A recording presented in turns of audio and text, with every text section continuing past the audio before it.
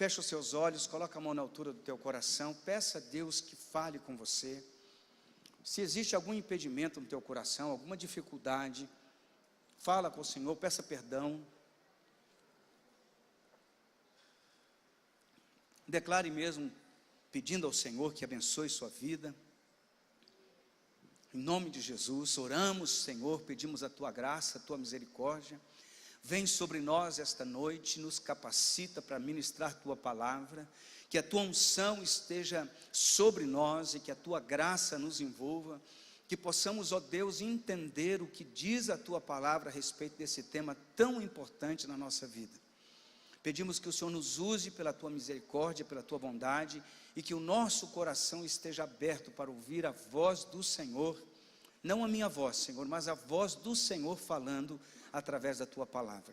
Diga assim comigo: eu declaro que o meu coração é uma boa terra e que a Tua palavra é uma boa semente. Ministra sobre mim, Senhor, a Tua palavra, porque eu sei que a Tua palavra tem o poder de mudar a minha história, no nome de Jesus, amém e amém. Quando a gente pensa em libertação financeira, a gente tem uma vaga ideia de que nós vamos falar de dinheiro, mas o assunto é um pouco mais profundo que dinheiro. E eu quero que você me acompanhe aí nos slides aí. Ok, o poder da generosidade. Então a primeira coisa que eu preciso aprender a respeito de libertação é sobre generosidade. Que o problema nosso não é a questão do dinheiro, mas é o apego ao dinheiro. É a escravidão que nós acabamos desenvolvendo e um espírito de avareza em cima da questão financeira. E tudo, na verdade, trava a nossa vida exatamente por conta do quê? Da avareza, porque eu quero ter a qualquer custo, muitas vezes.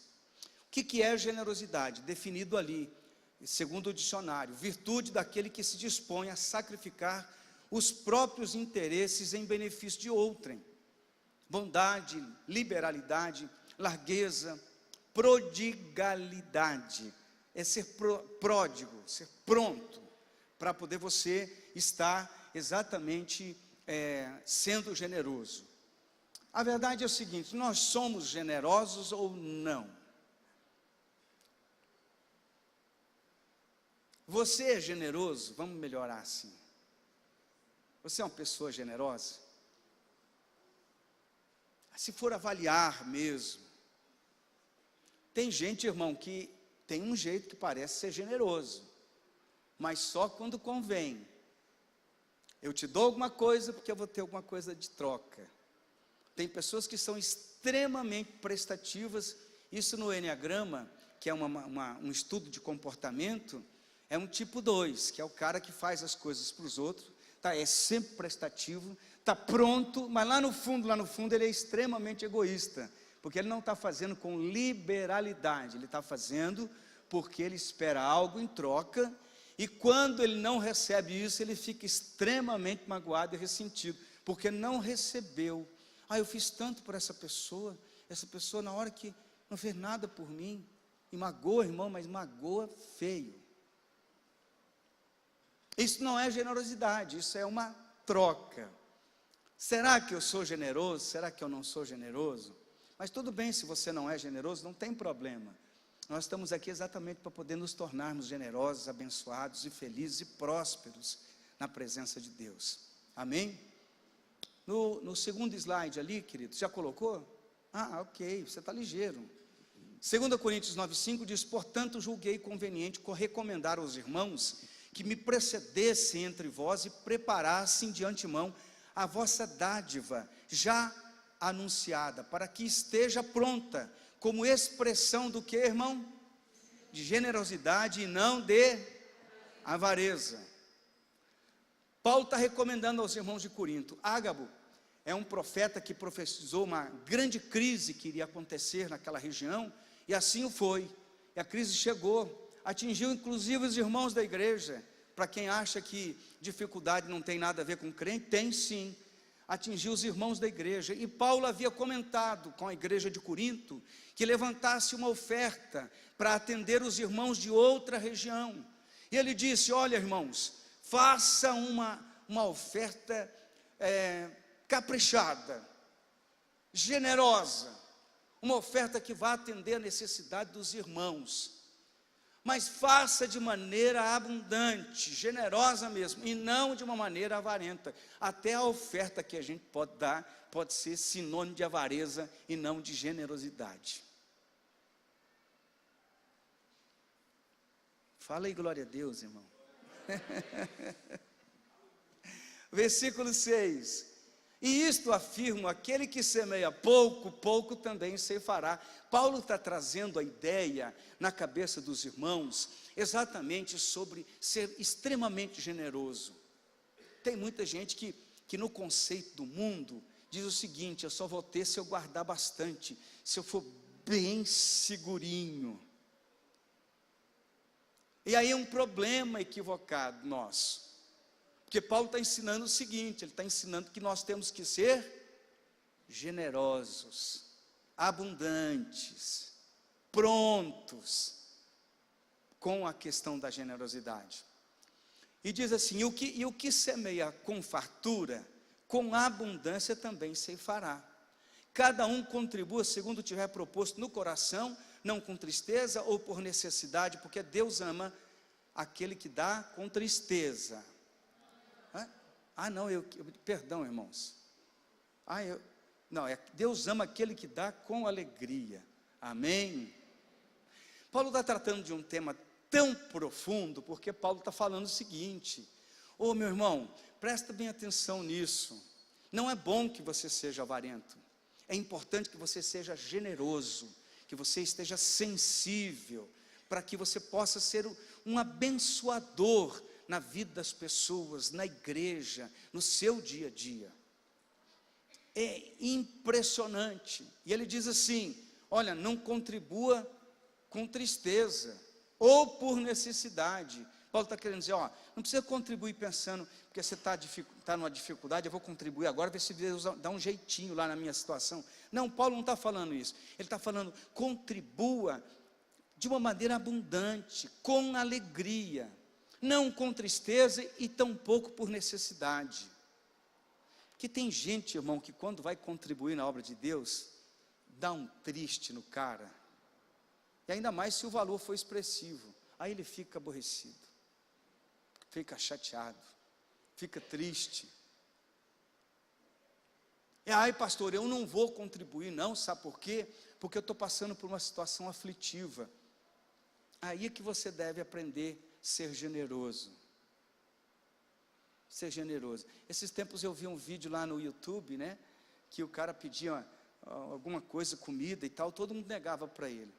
Aí alguém foi lá e por um transeunte lá, e com a dificuldade, que mora na rua, deu para ele um lanche, e ele começou a comer o lanche. Aí chega o mesmo cara e pede para ele: você não dá um pedacinho para mim? Ele falou: claro, pode pegar. Deu um pedaço para ele. Aí todo mundo que podia contribuir, ninguém quis contribuir. Aquele que tinha pouco, do pouco que tinha, estava repartindo com os outros. Uma lição de generosidade. Então a gente precisa aprender um pouco da palavra. Amém? Temos que ser generosos. Pergunta para o irmão de volta: você é generoso, irmão? Se você não é, diga para ele: se você não é, você pode se tornar. Amém? Em que área que eu tenho que ser generoso, pastor? Em todas as áreas da minha vida eu posso ser generoso. Preste bem atenção, para você não perder o fio da meada. Você pode ser generoso na educação, no abraço, no respeito, na afetividade com as pessoas. Pode ser generoso em muitas áreas da sua vida, porque quem semeia muito com alegria, vai colher com abundância. Amém? Amém? Então, aqui, veja bem, irmãos, mas a falta da generosidade afeta diretamente a minha vida financeira. Deus deseja, de fato, coloca o outro, por favor. Deus deseja de fato que sejamos abençoados. A vontade de Deus é que eu me torne uma pessoa próspera. Mas o que é prosperidade? É ter dinheiro, pastor? Não, prosperidade é muito mais do que dinheiro. Prosperidade tem a ver com a vida da gente, com a família, com os filhos, com as pessoas que estão ao nosso redor. Prosperidade tem a ver com um caminhar diante de Deus, vendo as coisas melhorando gradativamente. Ser próspero não é ser rico. Ser próspero é uma pessoa que a cada dia vai melhorando, melhorando, melhorando e crescendo. Amém? Amém, irmãos? Isso é prosperar.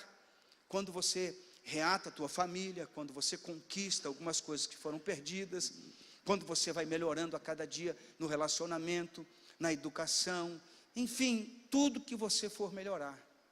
Agora, de uma maneira bem objetiva, nós podemos afirmar isso: Deus deseja abençoar a sua vida. Amém? Mas quem, pastor? Eu? Sim, você. Repita assim comigo, coloca a mão na altura do coração, diga assim: eu creio que Deus deseja me ver prosperando. E eu creio ainda que Deus deseja me abençoar. Amém? No meu espírito, na minha alma, no meu corpo e nas minhas finanças. Amém, irmão? Eu anotei ali, você pode estar observando no slide. A Bíblia trata em 2.350 versículos sobre a questão de finanças na minha caminhada. A vida da gente pode se firmar na palavra de Deus nesse tema que as pessoas têm até medo de falar na igreja. Não vou falar porque o povo fica ofendido, vai sair da igreja. Mas na verdade a gente tem que ensinar sobre isso para o povo ser liberto de todo tipo de escravidão que as finanças geram na vida da pessoa. Tem gente que diz: não sei porquê, eu luto, parece que vai melhorar, de repente desaba. Eu estou trabalhando, mas não prospero, não consigo ir à frente, o meu dinheiro nunca dá, é sempre uma prisão. Tem algumas coisas que eu preciso aprender. Amém? Ali no próximo slide, põe ali para mim, por favor, irmão. Alguns princípios da palavra de Deus. Primeiro, que o Senhor deseja que possuamos riquezas. Mas será que isso é bíblico? É claro que é. Deus deseja mesmo. Se quiser ligar esse ar-condicionado aqui, eu não vou ficar ofendido não, viu? O que aconteceu? Não está ligando? Hoje que vocês descobriram? Não? Ontem ligou, não ligou? Ontem ligou, Vocês, tudo bem, irmão, a gente dá um jeito nisso. Vocês ficam aí numa boa e eu estou aqui quase derretendo. Tá bom. Deus deseja que nós possuamos riquezas, que nós melhoremos. Eu venho de uma geração que pastor tinha que ser pobre, paupérrimo, pedindo de tudo para os irmãos da igreja, de alguma maneira alguém ajudasse lá, e vindo de uma época em que a igreja, os irmãos tinham um problema terrível, irmão.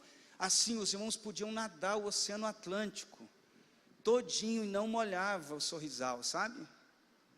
De tão mão fechada e tão tacanha que era o povo de Deus. Mas não se podia falar isso na igreja porque ofendia, porque pastor só pensa em dinheiro, pastor quer o dinheiro da igreja, pastor quer irmão, isso é tão medíocre. Infelizmente existe alguns milionários do evangelho por aí, que não é o nosso caso. Não é nosso caso.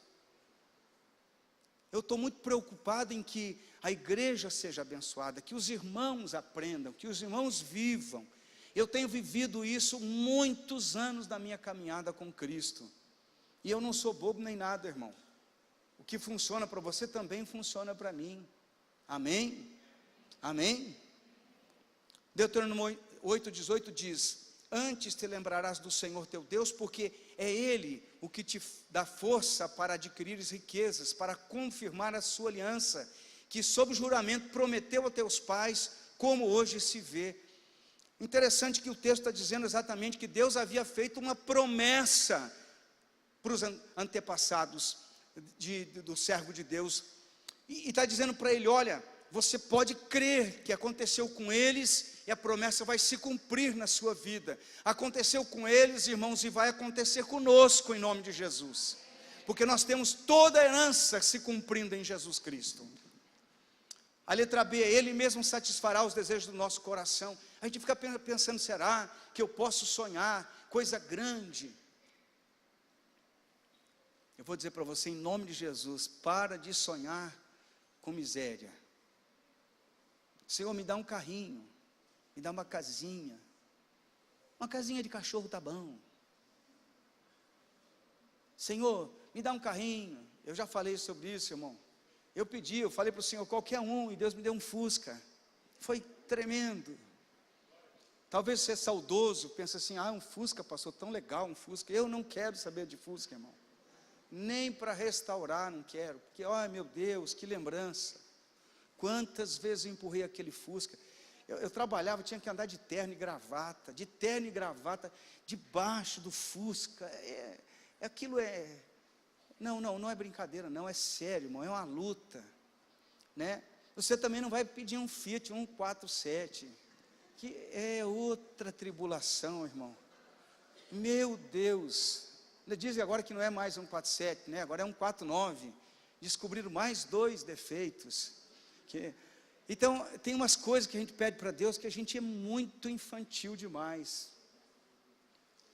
O irmão está com dificuldade financeira, vai lá e pede, Deus me dá um aumento, e o senhor está esperando lá. Quanto, meu filho, o que você quer de aumento? Qualquer coisa, aí recebe um aumentozinho que não dá para nada, e fica reclamando de Deus.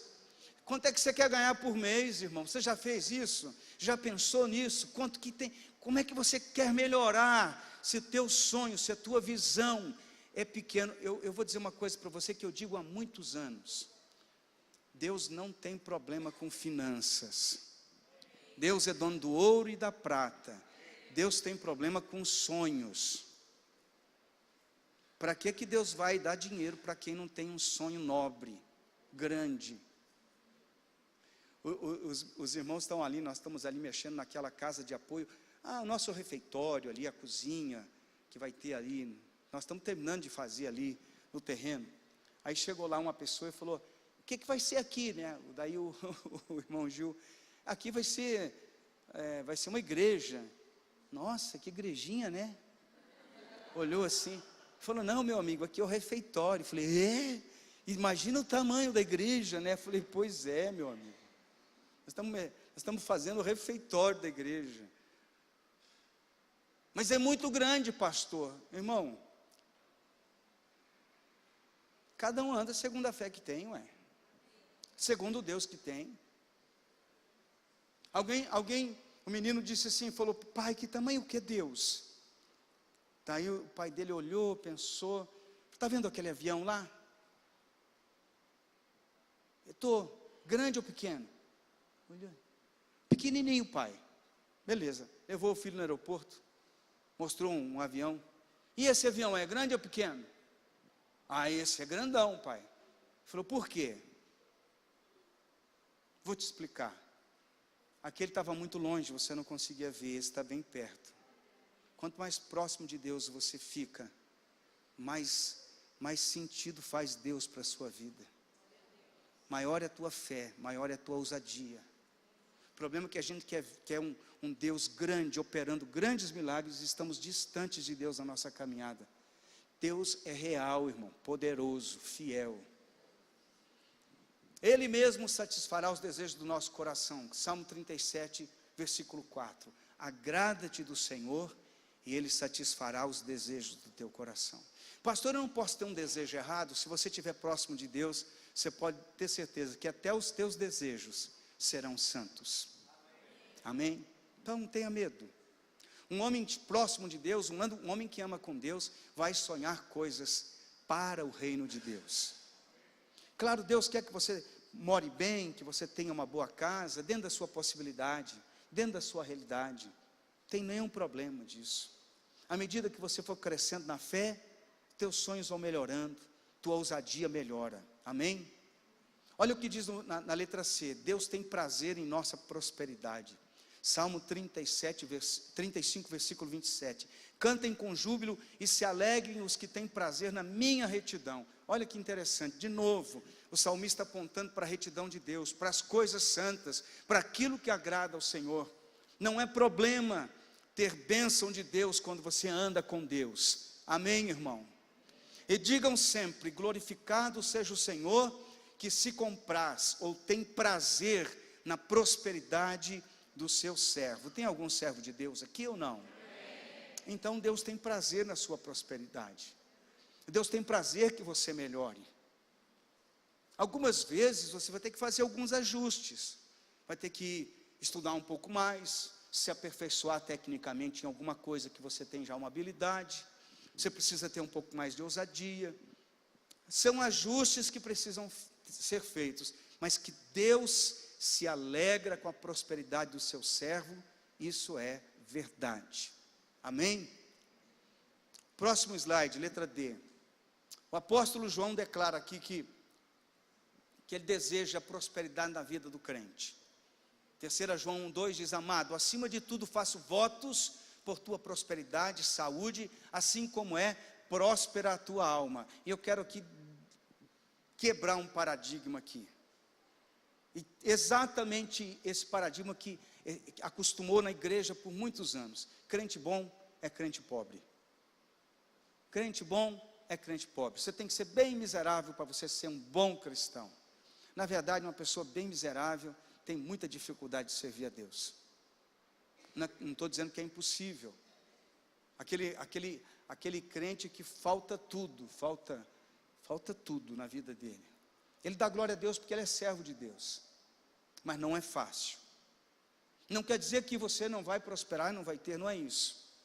Mas aqui é importante, porque entendermos isso, porque João está falando assim: olha, a tua alma é próspera, porque a tua alma está próxima de Deus, você já se entregou a Jesus, Jesus já está na tua vida, Ele vive no teu coração, Ele é Senhor da tua vida, logo, você tem prosperado na sua alma. Ele diz: você tem se aproximado de Deus e a tua vida tem sido transformada. Então, eu desejo que seja próspera também, não só a tua alma, mas a sua saúde. Amém? Faço votos por tua prosperidade mesmo, das coisas que eu preciso, e como é próspera também a sua saúde. João está falando: olha, é plano de Deus que você melhore. Irmão, não confunda as coisas, melhorar, prosperar, com ambição. Amém? Tem muito crente que diz: mas eu tenho que melhorar, mas lá no fundo dele está cravado lá um espírito de ambição, e ele acha que ele tem que dominar o mundo para ele ser milionário, para ele... Não, irmão. O irmão da nossa igreja trabalha hoje para um homem milionário. Um dos homens mais ricos do Brasil. Ele foi embora para um outro estado, né? Esse homem, para você ver, tem uma ideia, esses dias ele comprou um avião, pagou quase 6 milhões de dólares, comprou avião para investir em missões. Ele tem um avião particular dele, tem um piloto que trabalha para ele, ele vai para um lugar, para outro no Brasil inteiro, e contratou esse nosso irmão, que também é piloto, para trabalhar com ele, só para levar missionário no Nordeste. E lá é assim: o pastor envia, o pastor, vamos dizer que aqui na nossa igreja enviasse lá para ele, lá para o Nordeste, um missionário, ele vai, constrói a igreja, monta a estrutura, nós cuidamos da vida espiritual do pastor. Eu fui convidado esses dias para estar indo lá.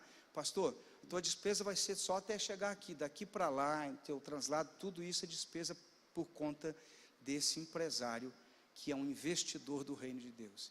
E investe, abriram várias igrejas no Nordeste, alimento, oferta, enfim, é uma coisa impressionante. Um homem milionário, mas milionário mesmo, com o coração totalmente desprendido do que ele tem. Eu me lembro do homem que disse: pastor, fica tranquilo que eu vou construir a igreja. Isso há muitos anos atrás. Eu falei: não vai não, irmão, você está doido? Aí o irmão constrói a igreja, ele vira dono da igreja, né? Quem constrói a igreja é o povo de Deus, amém? Eu fiz aqui, eu fiz ali, fiz um pouquinho, o irmão fez aquilo, o irmão fez aquilo outro. Vai ver quem é que fez mais, quem que fez menos. Tudo igual. Assim é a obra de Deus, amém, irmãos? Olha aqui o princípio da palavra de Deus. Todas as coisas são acrescentadas para nós. Buscai, pois, em primeiro lugar o seu reino e a sua justiça, e todas estas coisas vos serão acrescentadas. Todas essas coisas. O que são todas as coisas, irmãos? São todas as coisas. Tem nada de errado, nada, não é disso que está falando a palavra. Está falando daquilo que é justo, é bom. Por exemplo, é bom você poder cuidar do seu filho, dar um bom estudo para ele, dar uma boa roupa. Isso é bom ou é ruim? Isso é bom. Todas as coisas são acrescentadas, diz a palavra. Quando eu busco primeiro o reino de Deus. Por que a Bíblia fala isso? Porque quando eu busco primeiro o reino de Deus, o meu coração se torna alinhado com o coração de Deus. Amém? Aquilo que está fora de ordem, Deus tira e alinha o meu coração. E olha, irmão, Deus não vai na conversa fiada da gente, que Deus sonda o nosso coração. Senhor, eu quero ficar rico, porque eu vou te ajudar muito, só que não. Entendeu? Deus fala assim, ô bobão, já estou vendo, lá no final da história eu te conheço, cara. Então Deus não vai na nossa conversa mole, Deus não fica encantado com as minhas declarações de amor falsa. Deus não cai nessa prosa, amém? Olhando a Bíblia, João 10:10, o ladrão vem somente para roubar, matar e destruir, eu vim para que tenham vida e a tenham em abundância. Esta palavra abundância, tá? Você pode me acompanhar ali, super adicionado, além do que é necessário, além do que é necessário. Aonde está o problema? Se somos nova criatura e temos Cristo em nosso coração, Deus quer realmente fazer com que os seus filhos sejam abundantes, amém? Pastor, mas eu posso querer? Ah não, você está brincando, você está dizendo para mim que eu posso querer ter uma coisa melhor na minha vida? Claro que pode. Você não pode querer ter uma outra esposa melhor, não é? Aí está errado, aí é pecado, irmão. Tá? É aquela mesmo, se vira com aquela. Afinal de contas, foi você que disse sim, né? Então, administra a bucha aí, vamos embora. Amém, irmão? Vai aprendendo no caminho como é que faz. Aí a mulher fala, ai pastor, esse marido que Deus me deu, o problema é teu. Amém? Ok, muito bom. Nós precisamos então mudar o que? A nossa mentalidade religiosa. Ali pro item, o slide número 6. Nós temos uma mentalidade de pobreza. A nossa vida, nosso comportamento, o nosso costume familiar é uma mentalidade de pobreza, né? A gente desenvolveu isso. Apaga a luz, você não é sócio da Copel. Alguém já viu isso ou não? Né? Sai logo daí do banheiro, você está pensando o quê? Não é assim que a gente fala. Água, nós não temos, mas cada conversa que só Jesus, não é, irmão? Tá certo, é prudente economizar, é prudente, mas aí o cara olha assim, quantas fatias tem aí? Ah, lá em casa tem 1, 2, 3, 4, dá 4 fatias de queijo, e 4 de, presunto muito caro, dá a mortandela, daquela mais baratinha, mais 4 fatias, aí chega lá, 4 pãozinhos, tá sacando o lance? Ah, vamos jogar essa roupa fora que está muito, muito feia demais. Não joga não, quem sabe uma hora dessa a gente usa. Mas isso tudo, irmão, é mentalidade de pobreza. O vizinho está melhorando, está prosperando, você passa no portão assim e fala, carro novo. Deve estar roubando. Mentalidade de pobreza. Mentalidade de pobreza. Porque a gente acha que os outros não podem melhorar, porque eu não melhoro, o outro também não pode melhorar. Mentalidade de pobreza que a gente vai desenvolvendo na cabeça da gente, né? O dinheiro é sujo. Quem já ouviu falar isso? Então, dinheiro é uma coisa suja. Não é de Deus o dinheiro. Como que não é de Deus? A Bíblia diz que nós vamos comprar sem dinheiro até. Então nós temos um monte de coisa errada. A gente lida com certas coisas na nossa vida partindo do princípio daquilo que nós recebemos da nossa família. Isso não é culpa também nossa, irmãos. Nós fomos colonizados por quem? Portugueses. Amém? E olha que tem miséria nesse negócio. E vem a cultura disso. Você já ouviu falar o santo do pau oco ou não? Sabe o que é o santo do pau oco? Então eles faziam esculturas aqui, enchiam de ouro, fazia oco, enchia de ouro e contrabandeava para Portugal. Quem que fazia isso? Não, os jesuítas faziam isso. Então o negócio é sério, vem lá na raiz da religiosidade, vem na cultura, é um monte de coisa que não está certo, fugiu da palavra de Deus. Esse fato que eu falei agora é histórico, você vai em qualquer lugar de história, você vai aprender sobre essas coisas. E a nossa cabeça começa a pensar, eu não posso pensar nisso, eu não posso pensar em melhorar, não posso pensar em prosperar, por que eu vou pensar nisso? Eu sou assim mesmo. Vou dar uma dica para você, isso não é uma regra, mas eu observei nesses 20 anos de Campo Mourão, que nós temos bairros na cidade que têm comportamentos de miséria. O cara mora no bairro tal, ele diz assim, vou ter que ser isso aqui mesmo, né? Afinal de contas, aqui nesse bairro, todo mundo é desse jeito. Aqui em Campo Mourão, irmão, não estou falando de outro lugar, não. A pessoa nunca conseguiu sonhar com algo melhor, porque está tão preso. Sabe aquele que, mas vamos jogar isso fora? Não, faz 40 anos que isso está na família. Meu Deus do céu, já passou na hora de jogar fora. Mas eu não mudo, por quê? Porque a minha mente está aprisionada, porque se Deus me deu isso, vou carregar a minha cruz. Para com isso, irmão. Eu estou falando, eu não quero ofender ninguém, por favor, entenda isso. Eu estou dizendo sobre a mentalidade que a gente desenvolve. E sabe o que acontece quando alguém com a mentalidade de pobreza entra na igreja? Ele traz essa mesma mentalidade para a sua vida e não entende o princípio do reino de Deus. Olha aqui, Mateus 6:24, diz assim, ninguém pode servir, Romanos 12:2 diz, não vos conformeis com este século, mas transformai-vos pela renovação da vossa mente, para que experimenteis qual seja a boa, agradável e perfeita vontade de Deus. Mateus 6:24 diz, ninguém pode servir a dois senhores, porque ou há de aborrecer-se de um e amar o outro, ou se devotará a um e desprezará o outro. Não podeis servir a Deus e às riquezas.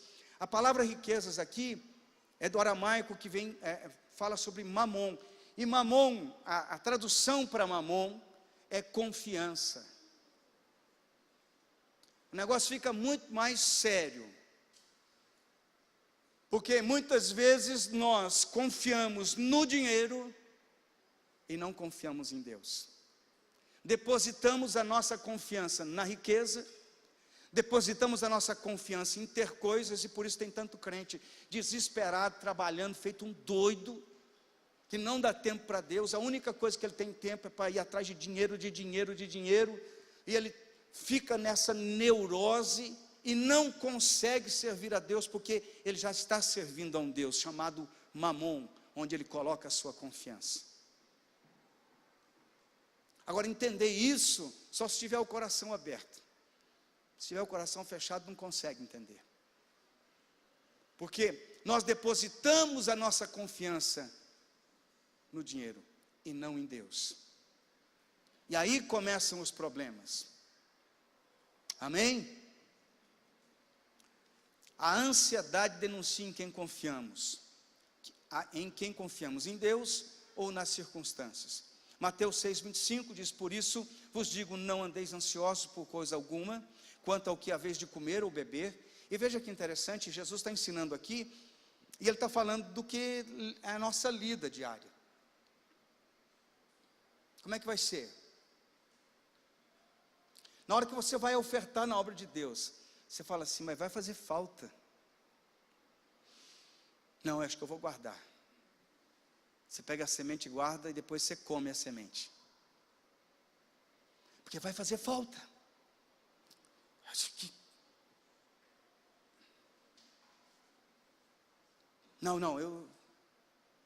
Mas Jesus está ensinando. Não andeis ansiosos pela vossa vida, quanto ao que haveis de comer ou beber, nem pelo vosso corpo, quanto ao que haveis de vestir. Não é a vida mais do que o alimento e o corpo mais do que as vestes? Amém?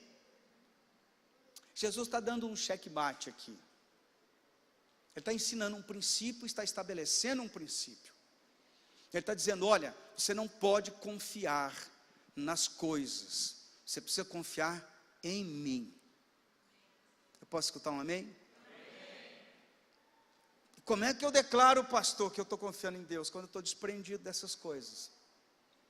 Vai fazer falta, mas Deus é poderoso para suprir. Amém? Eu estava em Curitiba, tinha um final de ano, muito trabalho. O meu melhor equipamento para trabalho estragou. Naquela época, ia ficar em torno mais ou menos de uns mil reais, meu equipamento de trabalho. Eu tinha feito uns serviços e recebi R$ 1.500. Eu estou falando há 22 anos, 23 anos atrás. Era um dinheirinho, né? Um dinheirinho razoável, inclusive. Aí eu estou na igreja, e meu pastor está pregando. Eu escutei uma voz do meu coração, dá de oferta os R$ 1.500. Eu falei,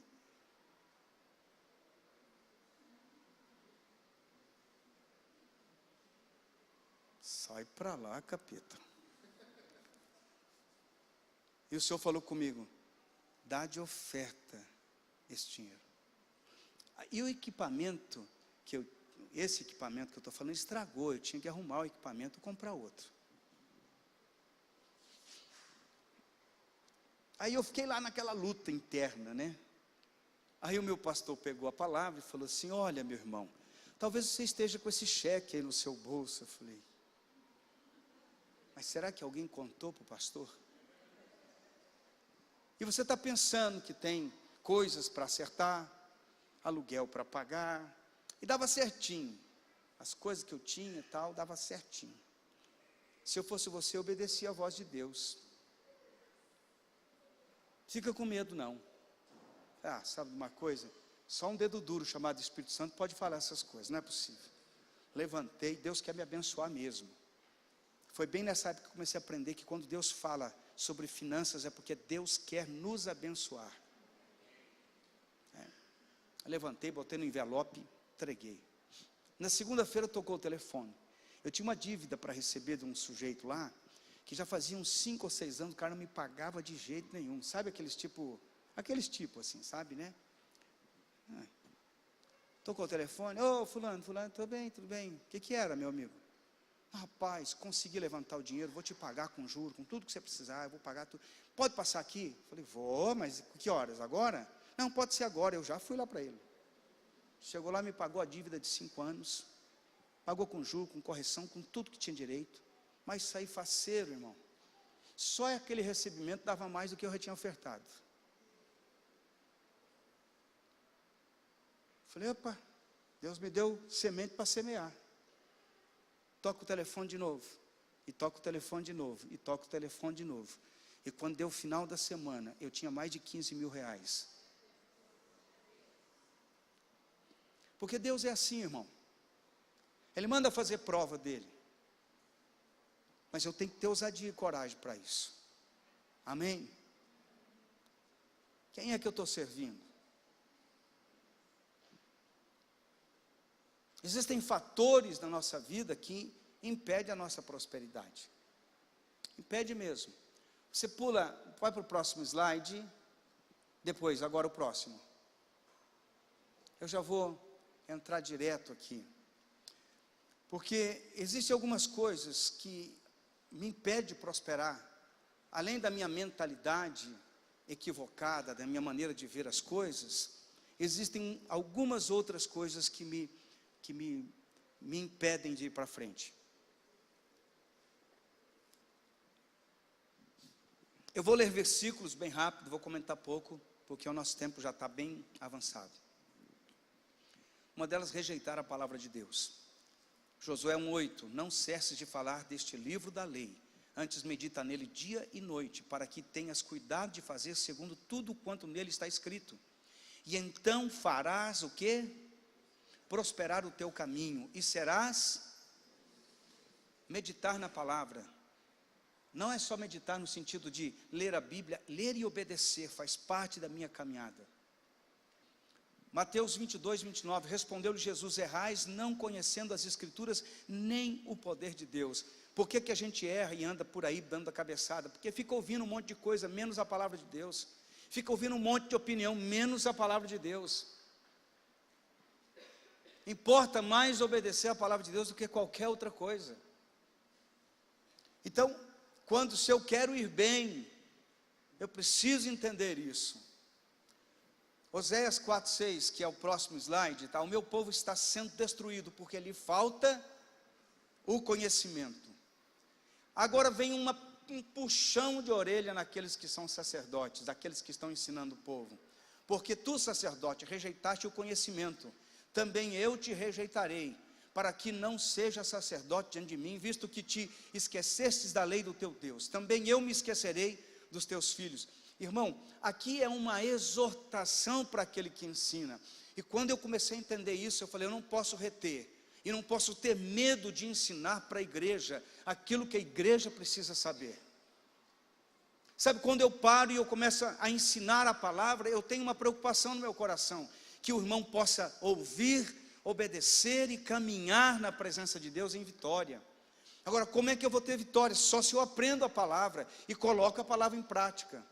Alguém disse, mas eu não conhecia. A responsabilidade de conhecer não é de Deus. Ele já escreveu, mandou escrever princípios, valores. Agora eu preciso me esforçar em conhecer a palavra de Deus. O fato de não conhecer um princípio não me torna isento diante de Deus. Eu não quero saber disso, eu não quero entender sobre isso. Isso não vai te tornar isento. Porque por que a gente pega? Porque falta conhecimento. E por que falta conhecimento? Porque muito líder não tem a ousadia, a coragem de ensinar a palavra de Deus com transparência. Amém, irmãos? Glória a Deus. Nós vamos um pouquinho mais lá. Esse é um dos motivos que eu não prospero. Agora, depois ali de Oséias, o próximo slide é o 10. Fatores que continuam, que impedem a prosperidade, murmuração. Aí eu falo, mas espera aí, pastor. Irmão, preste bem atenção nisso, em nome de Jesus. Uma coisa que parece um esporte na vida do crente, fala mal dos outros. Gente, que coisa terrível. E por que as pessoas falam mal? Muitas vezes porque não entendem o que é que está acontecendo. Não entende o que é que está acontecendo. Por exemplo, o altar é um lugar onde a gente tem que preservar a vida com Deus, a intimidade com o Senhor. Quem sobe no altar, assim deve ser. Se não faz, vai prestar conta com Deus. O altar não cabe qualquer situação, qualquer pessoa. Tem que consertar o altar, tem que consertar a vida. Principalmente se tem umas coisas muito contra a palavra de Deus. Aquele irmão lá é bravo, meu Deus, aí não sobe ninguém no altar, né? Mas aquele irmão fala palavrão, peraí, já é diferente, ser bravo é uma coisa, comportar-se de maneira adequada é outra coisa. Então a gente tem que acertar a vida, ajustar as coisas, melhorar o comportamento, andar na presença de Deus. Ora, é evidente que muitas vezes a pessoa está ali e não está entendendo nada do que está acontecendo. Muitas vezes a gente mesmo, como pastor, não sabe o que é que está acontecendo. Um dia, eu estou lá ministrando o louvor, porque na igreja que eu vim, eu ministrava louvor, assim como os irmãos fazem, Eliane, os demais irmãos fazem, ministram louvor, eu ministrava louvor.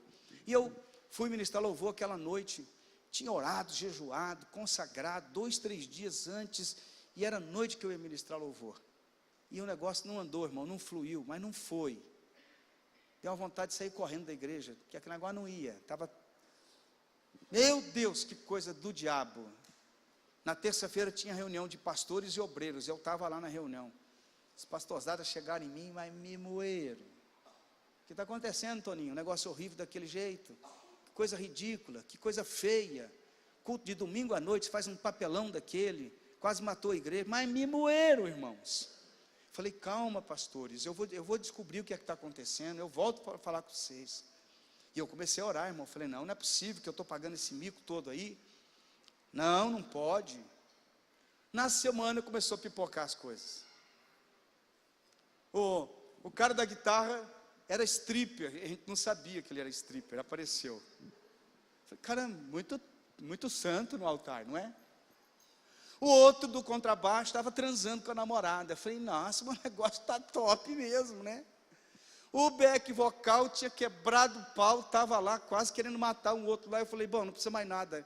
Mais alguma coisa, vocês precisam saber? Não fluía mesmo, irmão. Não flui. Quando o altar está complicado, a vida, o negócio não vira. Do que eu estou falando? A murmuração comeu solta. E muitas vezes a gente não sabe o quanto de problema a murmuração traz na nossa vida. Está ali 1 Coríntios 10:10, nem murmureis como algum deles murmuraram, e foram destruídos pelo exterminador. Aqui o apóstolo Paulo está fazendo uma referência do povo que saiu lá do Egito, era escravo no Egito, estava no meio do deserto, não entendendo onde Deus iria levá-los, começaram a reclamar e a murmurar. O que aconteceu? Deus mandou lá um exterminador, deu um jeito naqueles boca aberta lá, os língua preta do evangelho. Acabou com aquilo. Pastor, e vou dizer um conselho para você com muito amor, e não é em defesa própria não. Pare de murmurar de pastor se você tem esse hábito, porque você vai cair em problema com Deus. Deus mesmo vai tratar você. Não precisa, isso aqui eu não estou profetizando, não estou amaldiçoando, não estou nada disso. Eu estou dizendo para você, se você prestar bem atenção, quando você começa a murmurar, algo escuro vem sobre a tua vida. Pare com isso. 1 Coríntios 5:11, mas agora vos escrevo, que não vos associeis com alguém que, dizendo-se irmão, for impuro, ou avarento, ou idólatra, ou maldizente, ou beberrão, ou roubador, com esse tal nem ainda comais. Nem vou ler o resto do versículo. Senta com essa gente não. E a gente de vez em quando tão educado, né? Já viu crente educado? O cara está falando mal do outro, ele fica tão educado. Nessa hora você tem que ser mal educado, irmão. Tem que ser meio casca grossa. Você tem que falar para o cara, ô meu, você está achando que meu ouvido é o quê, hein? Para você despejar esse lixo todo aqui. Meu ouvido não é lata de lixo, não. E tem mais, eu não quero me meter em problema com Deus. Você quer falar mal? Fala mal você de quem você quiser. Mas não vem falar aqui não. Segue o teu trecho, faz favor, meu querido. Vamos. De vez em quando a gente recebe na casa da gente o murmurador e ainda come com ele. E na hora da comida ele começa, ele puxa aquele assunto assim, lá do meio, assim, e fala, haha. Você fala, o que é isso? Isso é pastora pururuca. O cara, ó.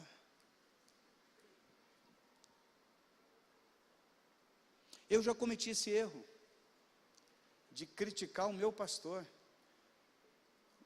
Mas foi assim, o Espírito Santo me pegou, eu fui pedir perdão para o meu pastor, fui lá pedir perdão para ele. Porque o negócio é mais sério do que você pensa. A Bíblia diz, a quem honra, honra, a quem respeito, respeito. Eu já vi gente que olhar para mim e falou, mas você é um comedor de feijão que nem eu? Eu falei, é verdade, só tem um chamado diferente do teu. Como feijão igual você, mas o chamado que Deus fez para a minha vida é diferente do teu. A autoridade que Deus colocou na minha vida é diferente da tua. Você não tem que ficar lambendo meus pés, porque eu também não gosto dessas coisas. Mas respeito é bom e eu gosto. Não é verdade, irmão? Alguém que fala mal de alguém está construindo a imagem ou está destruindo? Ele está fazendo bem ou está fazendo mal? Mal para ele, principalmente. E aí o problema começa a ficar grave. Como é que Deus vai abençoar uma pessoa que quer prosperar, mas um maldizente, que o Senhor diz que eu nem devo andar com ele? Está me entendendo bem? Você está entendendo que o negócio de prosperidade aqui é muito além do que dinheiro? Sim ou não, irmão? Muito sério isso. E existe um esporte no meio do povo evangélico. É um esporte novo. Soft murmuração, alguma coisa assim. Ou, sei lá, é um esporte. O crente gosta desse esporte, joga para todo lado esse esporte, murmura, fala mal, fala mal, fala mal. E acha que vai ficar barato diante de Deus. Não vai não, irmão. Ou Deus é mentiroso, a palavra tem que ser rasgada. Deus destruiu o povo que saiu lá do Egito, que era escravo, e se tornou murmurador. E sabe contra quem eles estavam murmurando? Não era contra Deus, era contra Moisés. Oh, esse Moisés é doido, esse cara. Tira a gente lá onde tinha cebola, onde tinha, nossa,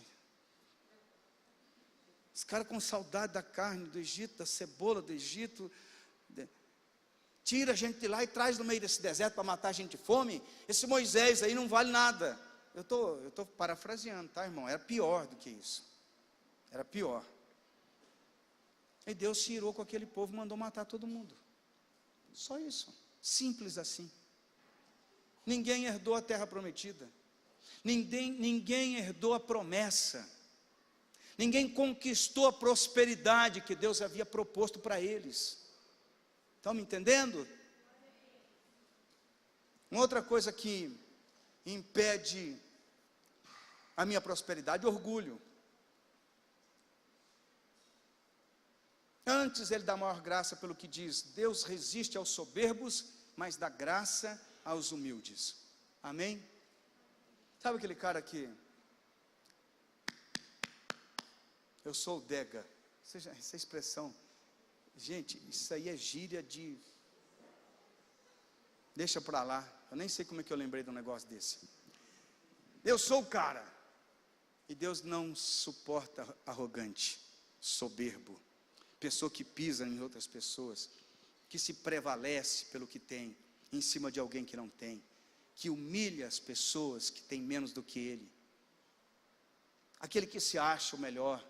Eu sou melhor, sempre vai ter alguém melhor do que você, do que eu, do que qualquer um. Você pode procurar, vai ter um monte de gente melhor do que a gente. Na verdade, nós somos bons quando somos em alguma coisa, no resto a gente engana. Tá?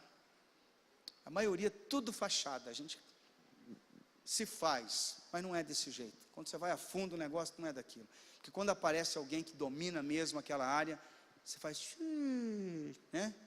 Murcha e fica bem quietinho. Então Deus não se agrada do arrogante, do orgulhoso. Vou pular o texto, vou para o próximo. Preguiça impede a prosperidade, que dúvida. Provérbios 20:13, não ames o sono, para que não empobreças. Abre os olhos e te fartarás do teu próprio pão. Amém? Você dá um toquezinho aqui, irmão. Tem gente que só fica na... Eu vou usar outra gíria, tá? Só fica na fiusa do outro. Nossa, essa é antiga, né? Vanderlei lembra, né, pastor Vanderlei? Fica na fiusa do cara. Sabe o que é ficar na fiusa? O cara fica, é o famoso serrote. Entendeu? O cara que fica só, me dá. E ele não faz nada, irmão. Fala para ele não faz nada. Ele não anda, ele não vai, não tem jeito. Cara preguiçoso, cozido, não gosta de trabalhar. não me acerto em emprego nenhum. Claro, quem nunca trabalhou não recebe ordem de ninguém. Orgulhoso, preguiçoso, esse cara não vai prosperar. Pode, não prospera. Egoísmo, Provérbios 11, 24. Coisas que impedem a minha prosperidade. A quem dá liberalmente, ainda se lhe acrescenta mais e mais. E ao que retém, mais do que é justo, ser-lhe-á em pura perda. Lucas 6,38. Dai e dar-se-vos-á. Boa medida, recalcada, sacudida, transbordante, generosamente vos darão, porque com a medida com que tiverdes medido, vos medirão também. O cara que é egoísta nunca vai praticar isso. Ele vai dizer, me dá, me dá, me dá. Ele nunca vai dizer, eu dou. E a Bíblia ensina que eu tenho que dar para receber. Eu tenho que receber para poder depois dar. Um cara chegou uma vez, eu me lembro disso, irmão. Ele veio, pastor, ora por mim. Eu falei, sim, pastor, se eu fizer esse negócio, eu vou arrebentar a boca do balão. Sério, irmão? Puxa, que legal. E o que você quer fazer? Não, pastor, se Deus me der isso, eu vou ajudar na obra do Senhor. Eu falei, por que você não ajuda já? Quem sabe Deus acredita na tua promessa. Olha o cara pensando que vai passar o 7-1 em Deus, irmão. E tem muito crente desse jeito. Ele não aprendeu o princípio, que o princípio é você ser liberal e generoso, para Deus acrescentar. Você pode trabalhar, inútil vos será levantar de madrugada, comer o pão das dores. Põe ali para mim. Vai ficar difícil agora você sair daí por, né? Salmo 127. Se o Senhor não edificar a casa, em vão trabalham os que edificam. Se não adianta você lutar, irmão, e não andar no princípio que a palavra de Deus ensina. Lucas 6,38, dai e dar-se-vos-á. Boa medida, recalcada e sacudida e transbordante. Aí nós vamos entender alguma coisa do que a palavra de Deus diz. Outro problema na vida de muita gente, ingratidão. Deuteronômio 8,17 diz, não digas, pois, no teu coração, a minha força e o poder do meu braço me adquiriram essas riquezas. Antes te lembrarás do Senhor teu Deus, porque é Ele que te dá força para adquirir as riquezas, para confirmar a sua aliança, que sob juramento prometeu aos teus pais, como hoje se vê. Aqui o texto está falando exatamente o seguinte, se você conquistou alguma coisa, é porque Deus te deu graça, força e vigor para você conquistar. Não seja ingrato. Não fique pensando que é só você, que você é o cara. Não é assim que funciona. Amém? Um problema sério que impede a sua prosperidade. Coloca ali o 15, faz favor. Ei, ficou embolado ali? Esse. Ok. Ali, a letra G é roubar a Deus. Ficou, eu não sei, acho que foi na hora que foi transmitido o arquivo, deu algum problema. Malaquias 3,8. Roubará o homem a Deus? Todavia, vós me roubais e dizeis, em que te roubamos? Aí o Senhor responde. Malaquias tem um estilo literário de pergunta e resposta. Faz a pergunta e ele mesmo dá a resposta. Em que te roubamos? Resposta, nos dízimos e nas ofertas. E ainda diz, com maldição sois amaldiçoados, porque a mim me roubais, vós e a nação toda. Trazei todos os dízimos à casa do tesouro, para que haja mantimento na minha casa. E provai-me nisto, diz o Senhor dos Exércitos, se eu não vos abrir as janelas do céu, e não derramar sobre vós bênção sem medida. Por vossa causa, repreenderei o devorador, para que não vos consuma o fruto da terra, e a vossa vide no campo não será estéril, diz o Senhor dos Exércitos. Entender isso aqui, irmão, faz uma diferença tremenda. Tem gente que pensa que é a igreja que precisa do seu dízimo, e nós precisamos entender que nós é que precisamos dizimar. É totalmente diferente. Escute, olhe bem para mim.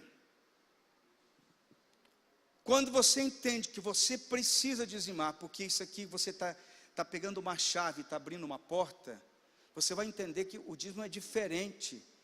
Não é por avareza, não é por necessidade, não é por tristeza, mas você faz por alegria. Amém, irmão?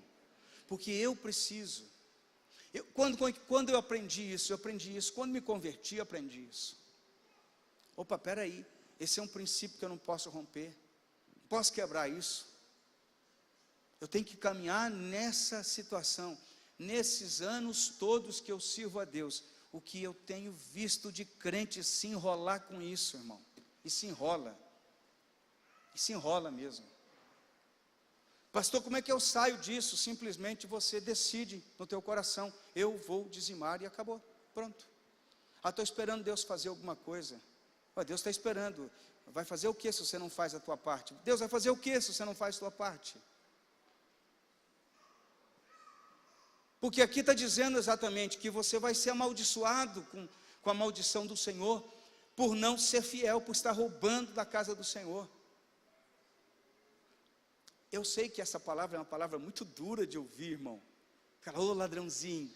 Deus não vai falar assim, vai chamar de ladrão mesmo. Está roubando a casa do Senhor, porque está ficando com aquilo que não é teu, aquilo que é de Deus, é da obra do Senhor. E quando você retém aquilo que é do altar, você atrai maldição para a tua vida. Irmão, quando você deposita alguma coisa no altar, não estou dizendo esse altar, mas na obra do Senhor, no reino de Deus, você está colocando nas mãos de Deus alguma coisa que Deus pode multiplicar e transformar. Fora do altar, Deus não faz nada. Deus faz do altar.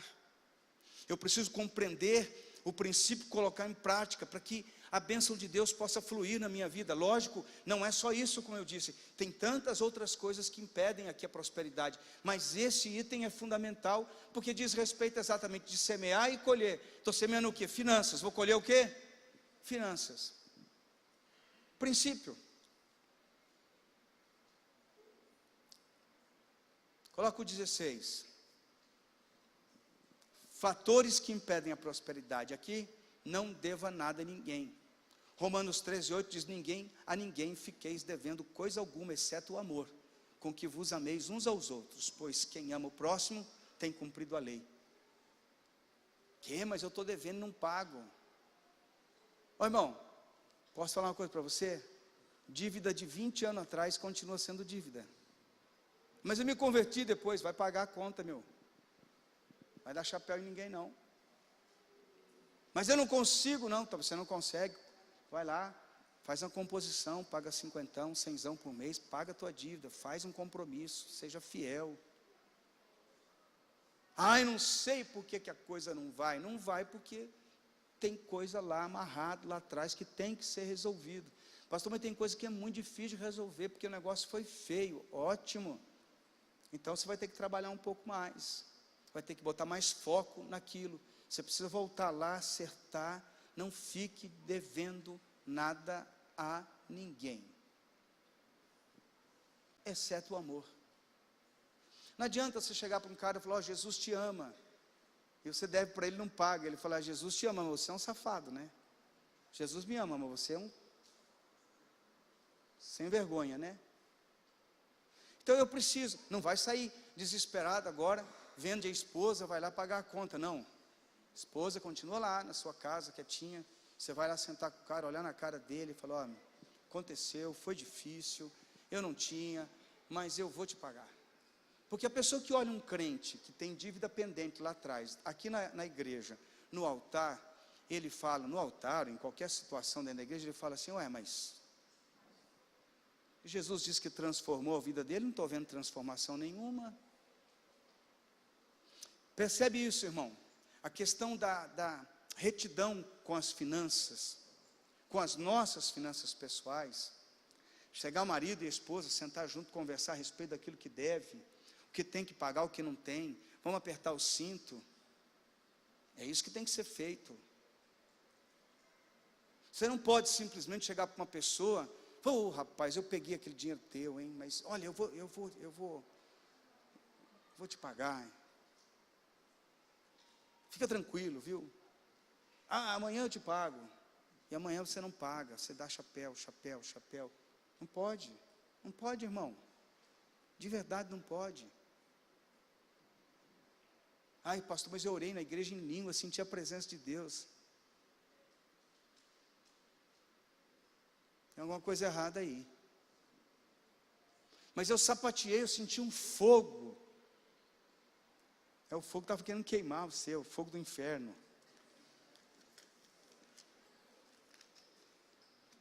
Eu sei que essa palavra é uma palavra de confronto, mas a gente tem que olhar para o irmão. Você prometeu, cumpra, tem a palavra.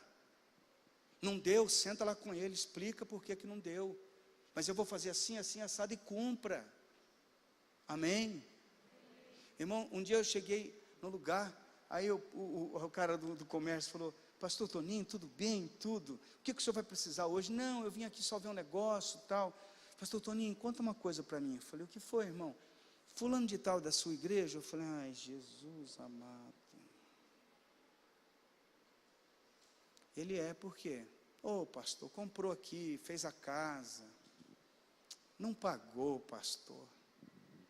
E a gente vê a esposa dele comprando roupa para tudo quanto é lugar, e o cara não pagou aqui, pastor. Eu falei: ô, irmão, eu queria enfiar a cara num buraco. Procurei um balde daquele, sabe aqueles balde de construção? Eu queria enfiar a cara lá dentro. Botar assim, sair assim de fininho embora, mas não podia. Eu falei: ô, querido, você me perdoe o mau jeito desse abençoado. Eu vou conversar com ele. Fui conversar com o irmão, conversei sério com ele. Sabe o que o irmão fez? Saiu da igreja, irmão. Foi para outra igreja e continuou malandrando na outra igreja. Mas tem cara que tem uma cara de pau que é fora do comum. Quando alguém chegar para você, porque eu sou crente e tal, você já pula fora, irmão, que o cara está querendo usar da fé para poder te dar o chapéu. Isso é o famoso jaguara. Crente safado, sem vergonha. Está cheio de crente sem vergonha na cidade, irmão. Está cheio. Não é convertido.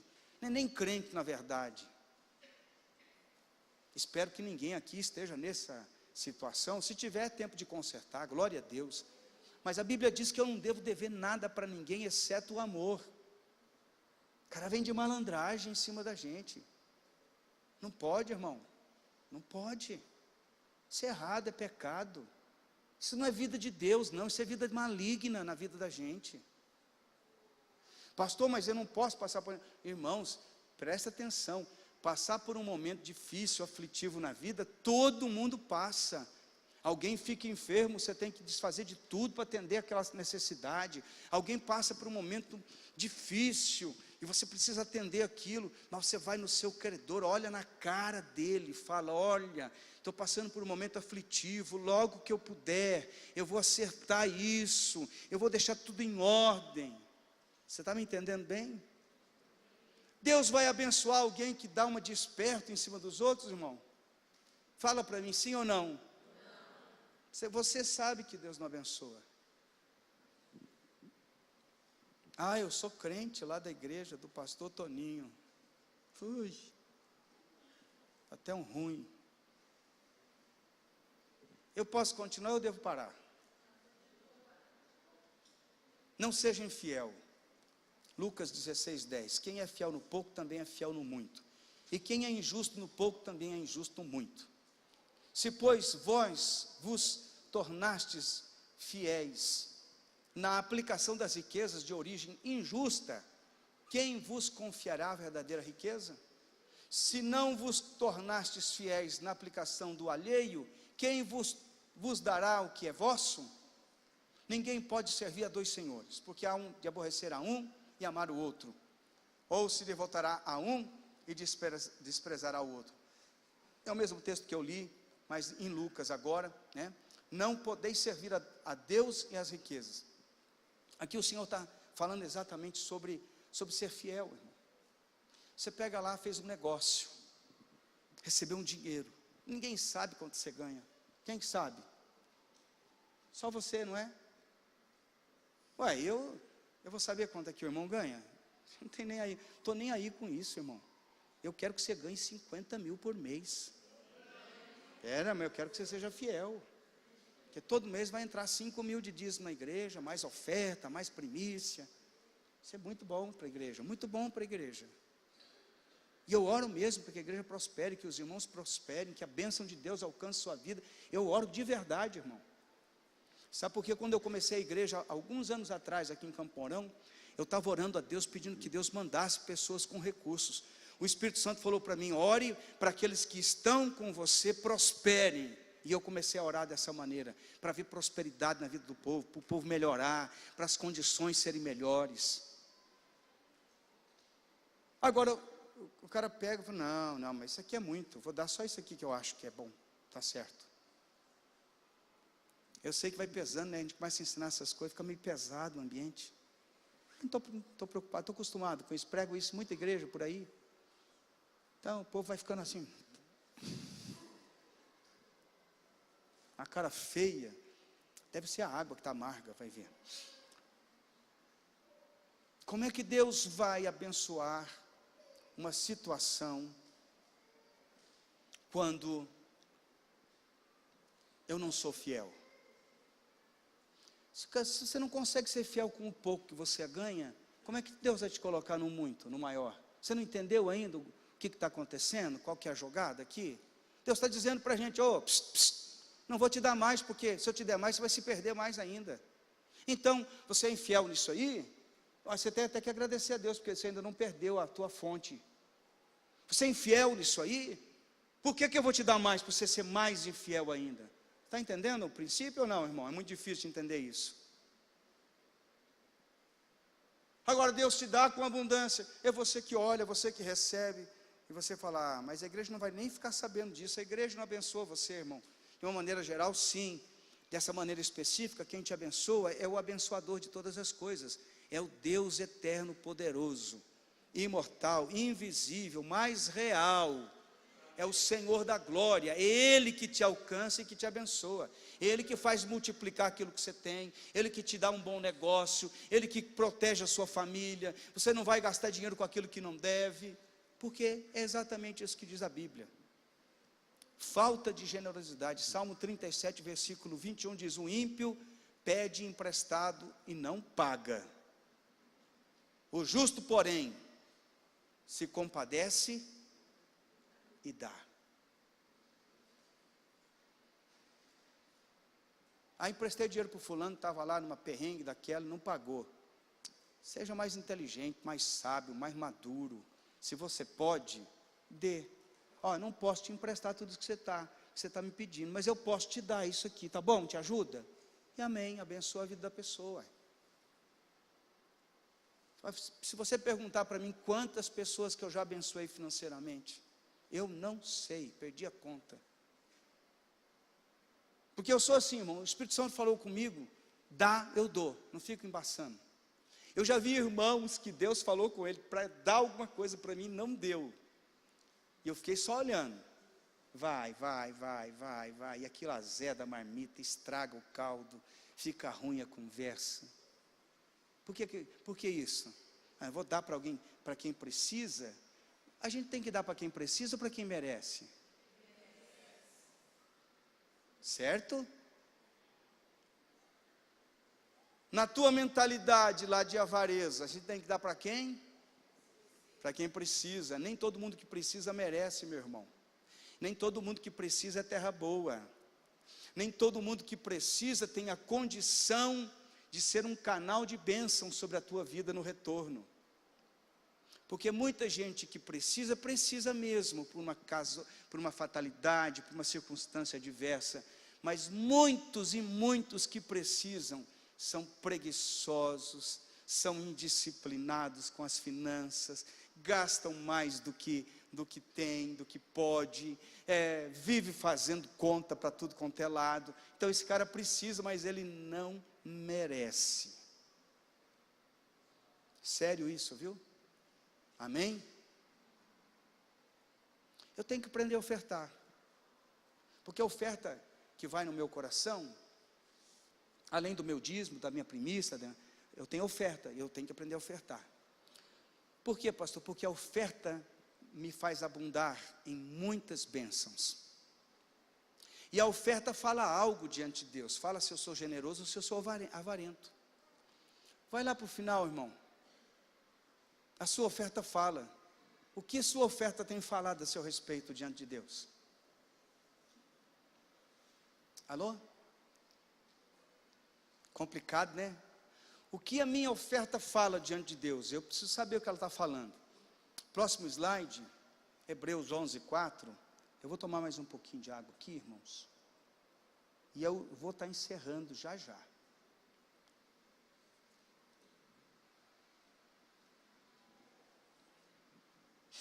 Pela fé, ofereceu a Deus mais excelente sacrifício do que Caim, pelo qual obteve testemunho de ser justo, tendo a aprovação de Deus quanto às suas ofertas. Tendo a aprovação de Deus quanto às suas ofertas. Deus aprova as suas ofertas, irmão? Será? A gente vai ofertar um momento, pega a carteira e fica procurando. Cadê aquela nota de 2? Pode ser que R$2 para alguém seja muito expressivo. É uma oferta que vai significar algo. Mas para alguém que tem muito mais, ele está ali procurando uma oferta daquelas bem pequenina.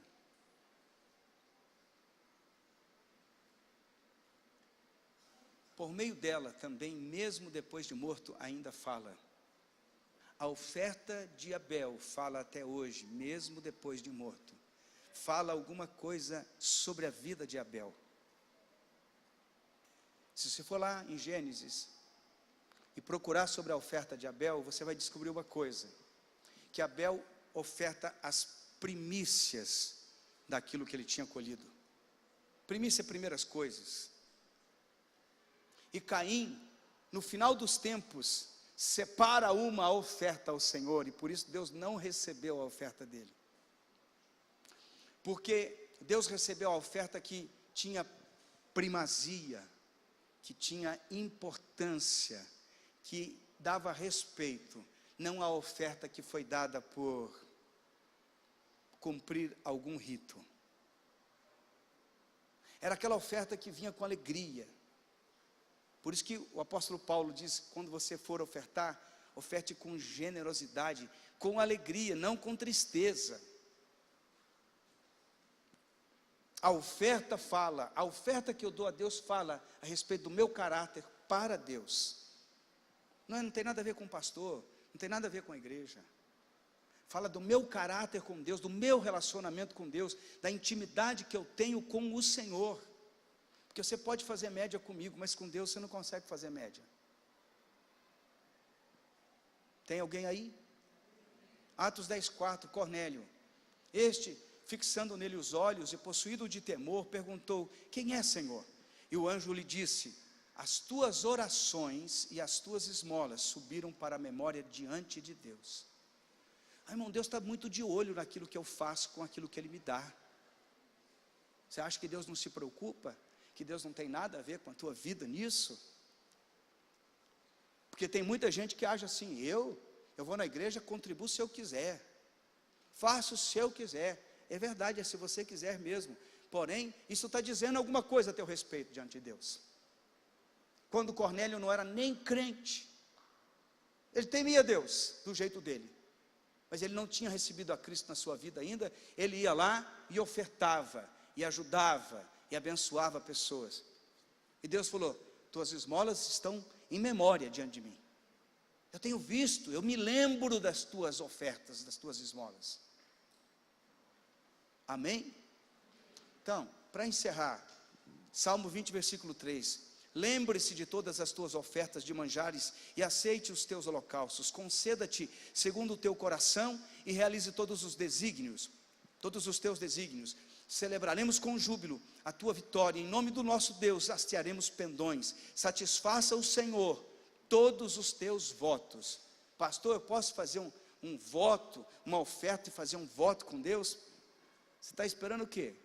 Faça. É você com Deus, irmão. Você com Deus. Você não me vê aqui, você tem que dar, vamos fazer aqui um propósito, vamos levantar isso, propósito é propósito, você faz você com Deus. Se é 100, se é 1000, se é 10, se é 15, o propósito que você fizer, cumpra com o Senhor.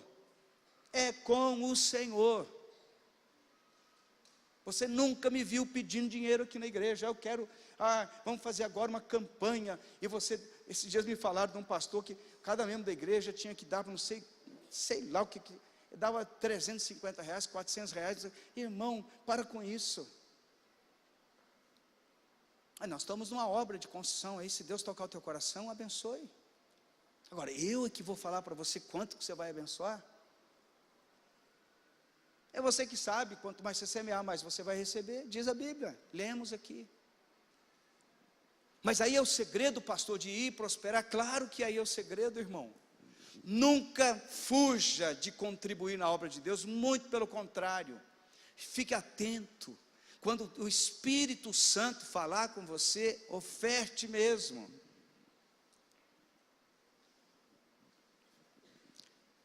Um versículo vou ler. Tende cuidado, Lucas 12:15 diz: tende cuidado e guardai-vos de toda e qualquer avareza, porque a vida de um homem não consiste na abundância dos bens que ele possui. Amém? Se guarde da avareza, porque onde estiver o vosso tesouro, aí também estará o vosso coração. Paro aqui. Quero convidar você a ficar de pé. Essa palavra não é muito fácil de ministrar. É uma palavra que mexe demais com a gente. Se você quiser ser liberto financeiramente, se você quiser prosperar, você vai ter que se organizar, vai ter que enxugar um pouquinho onde que está jogando dinheiro fora. Como é que eu faço isso, pastor? Eu gosto tanto de gastar. Parabéns para você que gosta de gastar. Gaste, irmão. Se você pode, gaste. Agora o sábio não faz assim. O sábio olha para aquilo que é necessidade real. Ele sabe também cuidar daquilo que não é necessidade. Aquilo que é necessidade ele tira fora. Em nome de Jesus. Amém? Que Deus nos ajude a prosperar na presença dEle. Pastor, o senhor oferta? Oferto.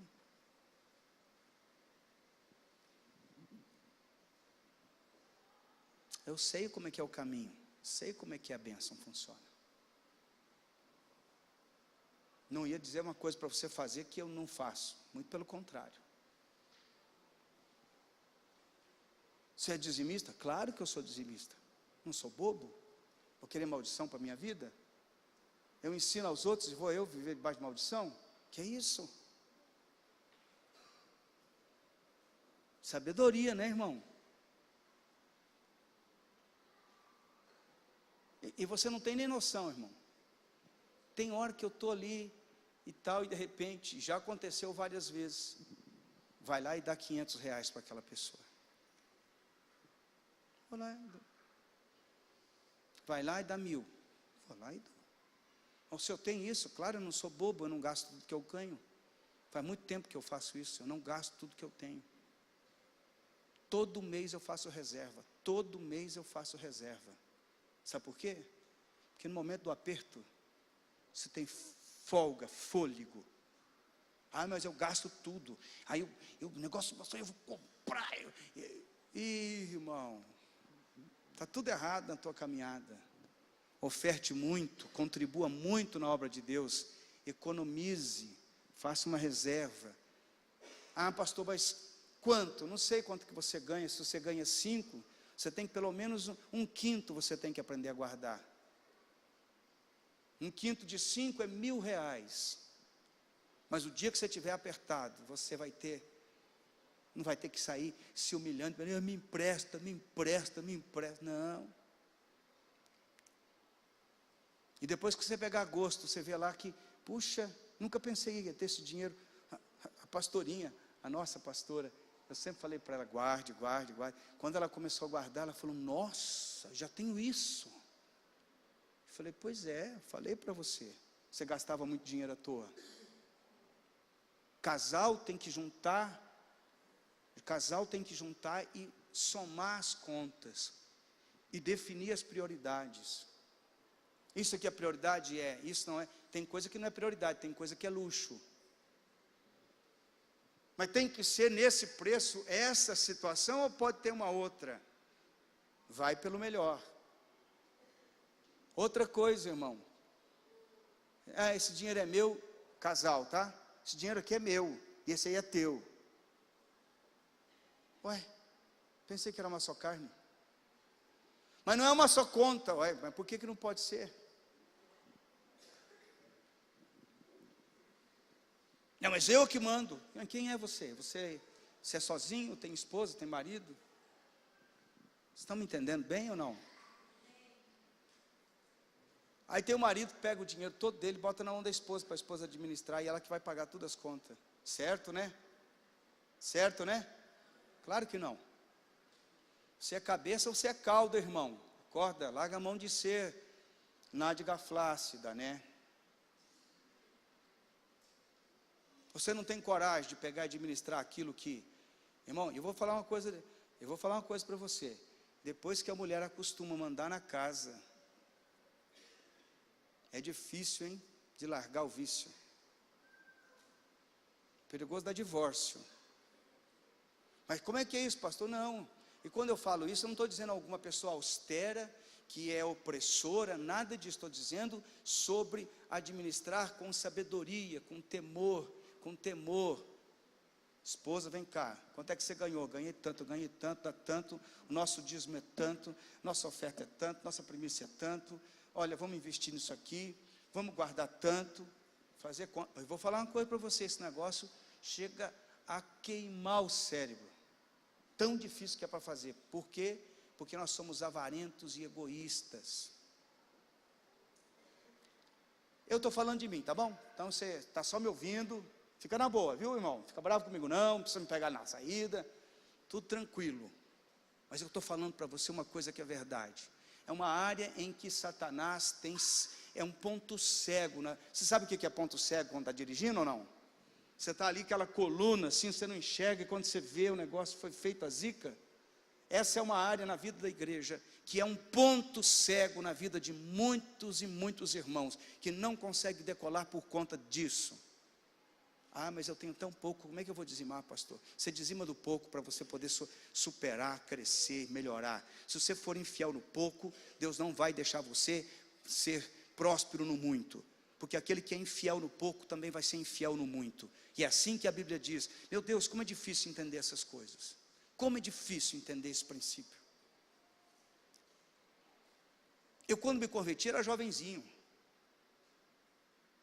Hoje estou com 55 anos, mas eu me converti, era um adolescente, irmão. Me falaram do dízimo, eu nem sabia como é que funcionava. Fala para mim como é que é esse negócio. É assim, então já separei o dízimo. E vem dizimando. E nunca fiquei mais pobre por isso. Aí tem uns doidos aí ensinando que dízimo não é bíblico. Não, irmão. Porque nós estamos na época da graça. Então tá, vamos entender a graça rapidinho aqui. A graça faz com que eu me torne extremamente grato por aquilo que o meu Deus fez na minha vida.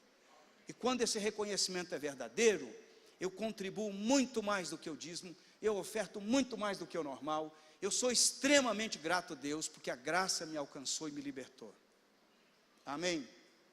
Agora vai falar para esses caras da graça quanto é que o cara contribui.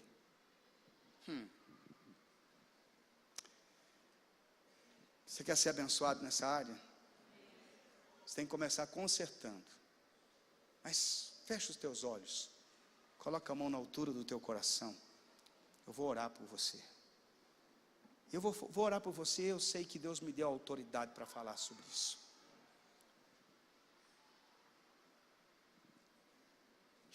Aqui estamos na tua presença, Senhor, e eu quero declarar como teu servo, que toda fortaleza contra a vida do meu irmão, nesta área de finanças, de prosperidade, de generosidade, que toda fortaleza caia por terra, que o meu irmão e que a minha irmã recebam uma unção para prosperar diante do Senhor, que o teu Espírito Santo trabalhe, arrancando todos esses esquemas mentais, de rejeição da tua palavra, e que tua palavra se firme no coração do meu irmão e da minha irmã.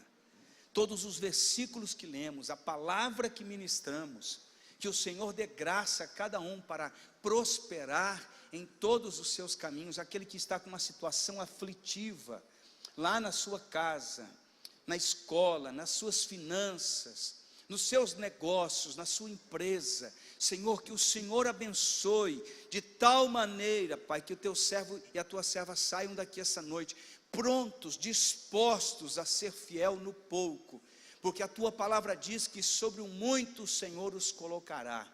E em nome de Jesus, eu repreendo toda a obra do diabo contra a vida desse irmão e dessa irmã. Em nome de Jesus, seja tocado pelo poder sobrenatural do Senhor. Pai, que a tua palavra flua em cada coração e que saiamos daqui cheios de autoridade, de ousadia, de temor na tua presença, de amor, de tremor diante do Senhor, mas que saiamos daqui convictos em andar na tua presença e ver a prosperidade do Senhor em nossa vida. Eu oro e eu abençoo a tua igreja, no nome de Jesus, amém. Você pode dizer amém mais uma vez? Amém. Glória a Deus. Antes de encerrar, vamos orar pelo Antônio Gomes. Ele teve um mal súbito. Vamos orar? Antônio Gomes, meu xará. Vamos orar, Pai, colocamos o Antônio Gomes na tua presença. Repreendemos este mal, repreendemos toda a obra do diabo, repreendemos o espírito maligno que tem atuado contra a vida dele, ordenamos agora mesmo que vá embora, em nome de Jesus, seja curado, liberto, restaurado, em nome de Jesus, amém e amém. Irmão, como é que você faz para poder começar a romper tudo isso que você ouviu aqui? Tome atitude, tome atitude. Se você quer dizimar, se você quer o culto de amanhã, você venha e faça. Pastor, mas eu tenho falhado tanto. Então comece de novo. Reinicie tua caminhada. Vá para a presença de Deus. Reinicie tua caminhada. Seja fiel ao Senhor. Amém, igreja? Porque não tem outra maneira, irmão. A gente muitas vezes fica reclamando de alguma coisa, mas a gente consente que aquilo fique daquele jeito. Então muda. E quer que Deus faça alguma coisa. Deus vai com você até onde você está disposto a ir com Ele. Amém?